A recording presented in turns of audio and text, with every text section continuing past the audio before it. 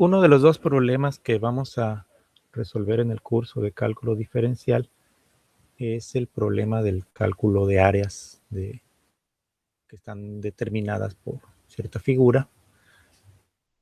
Y el problema en su expresión más simple puede resolverse para el caso de figuras que tienen lados rectos mediante el uso de dos figuras que les vamos a llamar primitivas, que son un rectángulo y un triángulo. Se utilizan estas dos porque para estas tenemos expresiones para el cálculo del área. En el caso del rectángulo, definimos la base y la altura, o el largo y el ancho, y su área va a estar dada por el producto del valor del largo por el valor del ancho. En el triángulo definimos dos valores, que son la base del triángulo y la altura, y el área va a ser un medio del producto de la base por la altura. Con la ayuda de estas dos primitivas, podemos calcular el área de figuras más complicadas. La estrategia es, como tienen lados rectos, a partir de los vértices que se forman, uno va a intentar formar alguna de estas dos figuras primitivas. Rápidamente uno se da cuenta que el triángulo es suficiente para formar todas las primitivas necesarias. Entonces, cuando uno divide la figura que uno quiere calcular su área en figuras más simples, va a tener subáreas, les llamamos.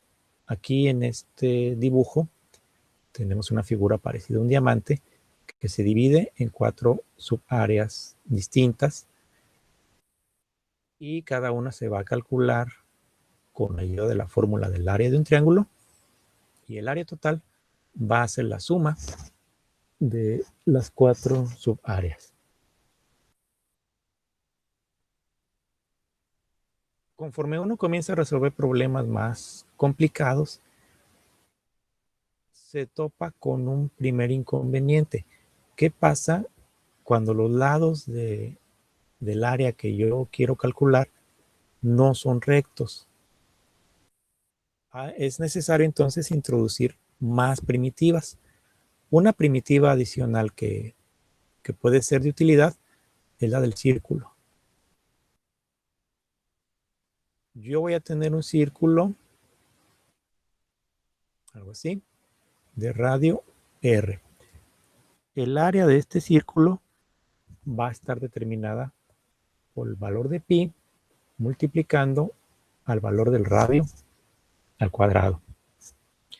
Y de acuerdo a la figura que yo tenga, de la que se trate, tal vez no necesite toda el área del círculo, sino la mitad o solamente un segmento. Si necesito el área de un sector circular, bueno, pues hay fórmulas que se pueden consultar en los libros que me van a ayudar para determinarla. Por ejemplo, algo así. Si tengo una figura como esta, donde el dibujo, las anotaciones en el dibujo, me están indicando a mí que esta parte de arriba es la mitad de una circunferencia, esta que está delimitada de esta forma, de radio R, y que esto de acá es un rectángulo de largo A y de ancho B. Pues esta figura yo la puedo separar en dos primitivas. Este rectángulo de largo A y ancho B, y el valor del área lo voy a sumar con el de media circunferencia, que es la que se encuentra en la parte de arriba. Y esta circunferencia tiene radio R. Además, en la misma figura,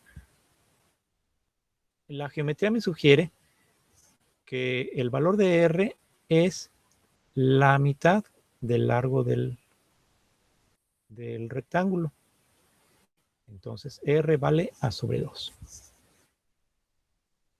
Y siempre que yo tenga figuras que aun cuando sus lados no son rectos, pero que puedo representar mediante segmentos de circunferencia, pues la descomposición en primitivas podrá realizarse de esta manera.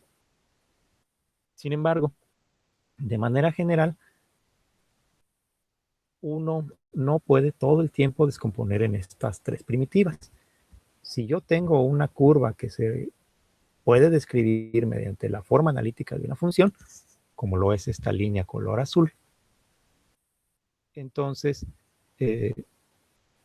esta no es posible, no sabemos, va a depender de la forma analítica de la función, si puede ajustarse mediante segmentos de circunferencia.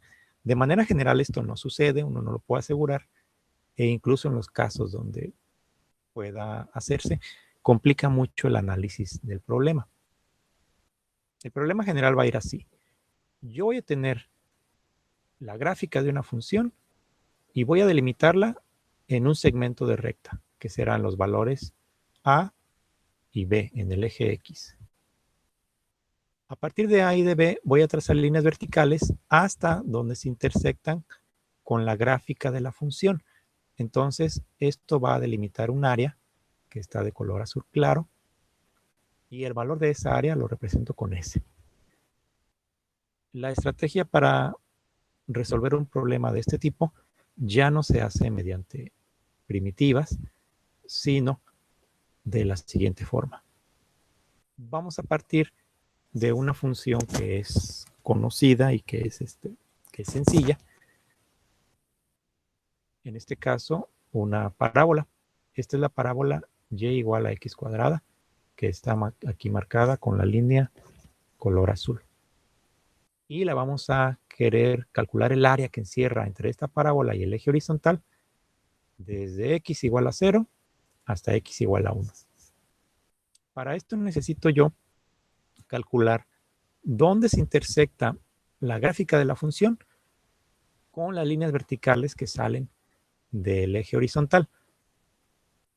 Como tengo los valores de x y tengo la forma analítica de la función, yo puedo calcular estos puntos de intersección. Aquí en este punto va a tener coordenada 0. Hay que recordar que este es el valor de x y aquí va a tener una coordenada y que vamos a calcular enseguida. Para eso hacemos x igual a 0 y y de 0, es decir, y evaluada en 0. Como y es igual a x cuadrado, esto es 0 cuadrado, que es igual a 0. Entonces, este punto tiene coordenadas 0, 0. Luego, este de acá tiene coordenada x igual a 1. Aquí está indicado mediante la línea vertical. X igual a 1 y su otra coordenada será y evaluado en 1. Esto es 1 al cuadrado y 1 al cuadrado es 1.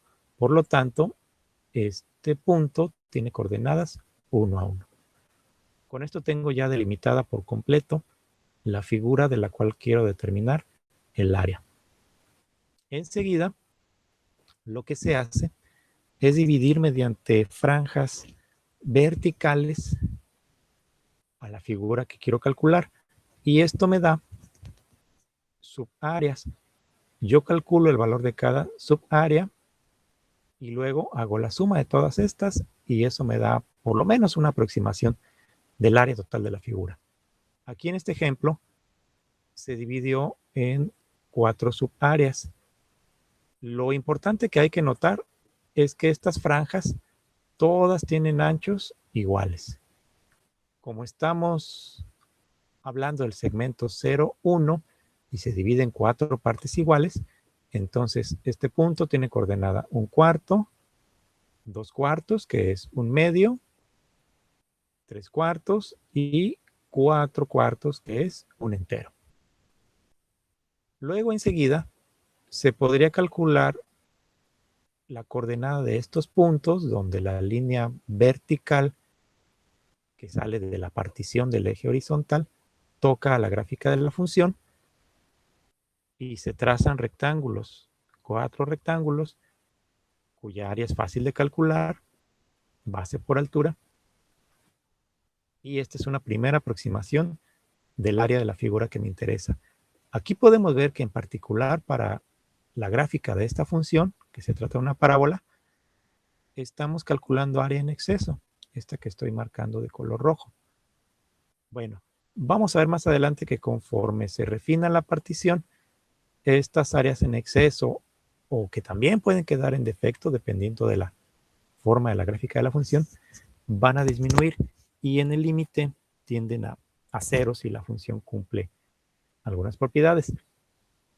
Pero vamos a empezar viendo cómo le hace uno para dividir un segmento de recta en partes iguales. A esto se le llama partición de un segmento.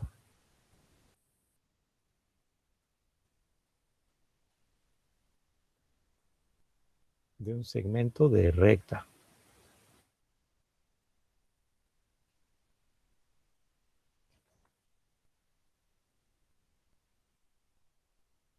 Yo voy a tener un segmento de recta, como este, y voy a conocer el valor de cada uno de sus extremos. Al que está a la izquierda le llamo A, y al que está a la derecha le llamo B. Y voy a tener un valor N, que es el número de partes del segmento.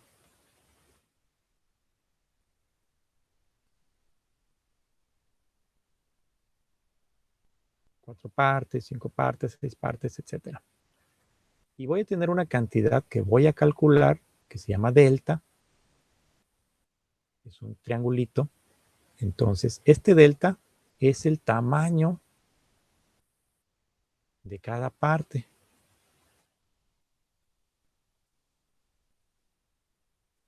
Y su valor se determina de esta forma. Delta va a ser igual a B menos A dividido entre N. Por ejemplo, si yo tengo el segmento de recta que va desde 3 hasta 8, recordemos que este primer valor le llamamos A, entonces A es igual a 3, B es igual a 8, y quiero dividirlo en 6 pedazos iguales, el tamaño de cada pedazo va a ser 8 menos 3 dividido entre 6. B menos A dividido entre N. Hacemos las operaciones. 8 menos 3 es 5. Y el número de partes en las que se dividió el segmento es 6. Por lo tanto, cada parte o cada partición tendrá tamaño 5 sextos. Enseguida, yo debo calcular cuál es el valor en el extremo de cada pedazo en los que dividí el segmento. Aquí lo dividí en 6 partes. 1, 2, 3, 4, 5, 6. Aquí está. Para poder calcular cada uno de estos valores, necesito otra cantidad adicional que la voy a representar con la I y le llamo índice.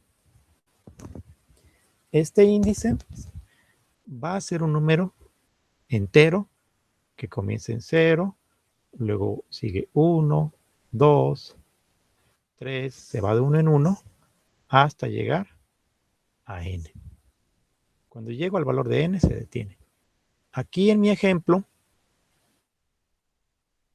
n vale 6. Entonces las coordenadas o el valor de x de cada uno de estos puntos sobre el segmento de recta, les vamos a llamar xy y van a valer a más y veces delta. En el ejemplo que estoy resolviendo, a vale 3, n vale 6 y delta vale 5 sextos. Si comienzo en 0 y me detengo en 6, será 0, 1, 2, 3, 4, 5 y 6. Vamos a calcularlos. X0 vale 3, que es el valor de A, más 0 veces, que es el valor de I, por 5 sextos, que es el valor de delta. 0 por 5 sextos es 0, entonces aquí me queda 3. Luego viene x1, nuevamente a, más una vez 5 sextos. Es 3 más 1 por 5, 5 sextos.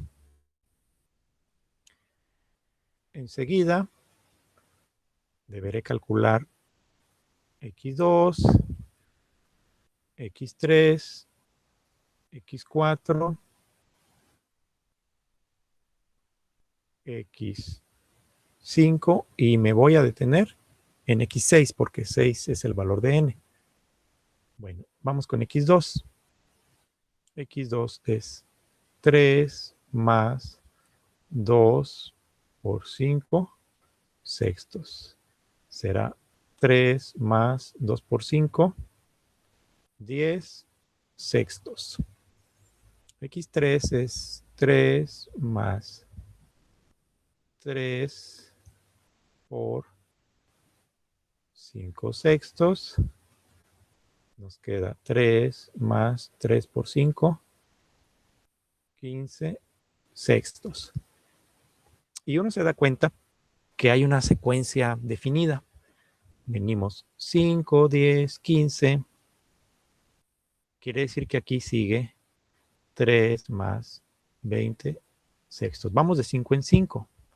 Luego aquí seguirá 3 más 25 sextos. Y el último, que es x6, debe ser 3 más 30 sextos.